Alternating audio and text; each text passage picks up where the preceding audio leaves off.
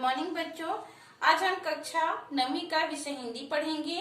पाठ है 4.2 और पाठ का नाम है लोक कथाएं। इस पाठ में 2 कहानियां हैं, इसलिए आज का पहला भाग है।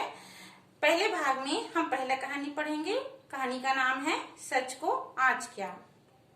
इस कहानी में बताया गया है कि किसान का एक बेटा था जो जंगल की ओर चला जाता है, और जब जंगल की ओर जब जा रहा था तो उसे एक केकड़ा मिलता है, जिससे केकड़ा कहता है कि तुम मुझसे दोस्ती कर लो, मैं तुम्हें आगे तुम्हारे सहयोगी बनूंगा, तुम्हारा साथ दूंगा। तो वह किसान का बेटा उससे दोस्ती कर लेता है और उसे अपने साथ लेके चला जाता है। जब वह और घने जंगल में पहुंचता है तो वहां विश्राम करता रहता है। उस राज्य में राजा ने एक घोषणा की थी, क्योंकि उस राज्य में सांप और कौवे का बहुत ही आतंक फैला हुआ था। उससे सभी लोग परेशान थे। तो राजा ने एक घोषणा की थी कि जो व्यक्ति सांप और कौवे को मारेगा, उस व्यक्ति से मैं अपनी पुत्री की विवाह करूंगा।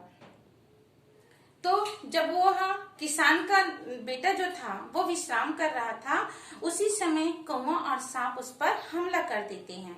तो वह केकड़ा उससे बचा लेता है। यह सब चीज चरवाहा, जो गाय चराते हैं ना, उसको चरवाहा कहते हैं। तो यह सब चीज चरवाहा देख रहा था और गांव आकर बता देता है कि मैंने सांप और कौवे को मारा है करके। तो राजा प्रसन्न होकर उस चरवाहे से अपनी पुत्री की शादी करने की तैयारी करता रहता है।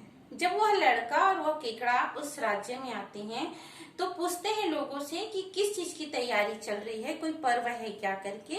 तो वहाँ की जो प्रजा थी वह उसको बताते हैं कि आज हमारे राज्य की पुत्री राजकुमारी का विवाह है। वो सभी बात को बता देते हैं। जो प्रजा है वो किसान के बेटे को बता देते हैं कि इस राज्य में जो कौवा और जो सांप था उसको एक चरवाहे ने मार दिया, तो इसीलिए उसके साथ राजकुमारी का विवाह हो रहा है। तो जब किसान का लड़के को इस बात का पता चलता है तो वो तुरंत राजा से मिलने के लिए जाता है और उसको सारी सच्चाई बता देता है। तो राजा क्रोध में आकर उस चरवाहे को बंदी बना लेता है और उसको सजा भी देता है, और साथ में अपनी पुत्री का विवाह उस किसान के बेटे के साथ कर देता है। किसान का बेटा बहुत ही सुखपूर्वक वहां रहता है, लेकिन कुछ दिन के बाद उसे बैठे बैठे खाना पसंद नहीं आया।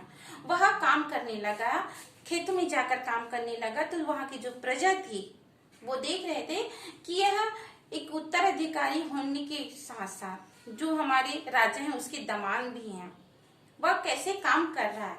तो वह बालक जो किसान का बेटा था वह कहता है कि काम करने में कोई बुराई नहीं है, हर व्यक्ति को अपना कार्य करना चाहिए।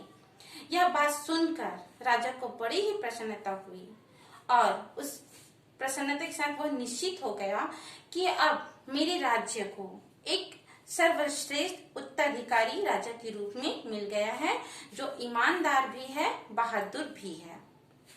तो ये आपका पहला कहानी हुआ। इस पाठ से, इस कहानी से अगर आपको कोई प्रश्न करना है तो व्हाट्सएप ग्रुप पर कर सकते हैं। इसका दूसरा भाग हम अगले वीडियो में पढ़ेंगे। Thank you.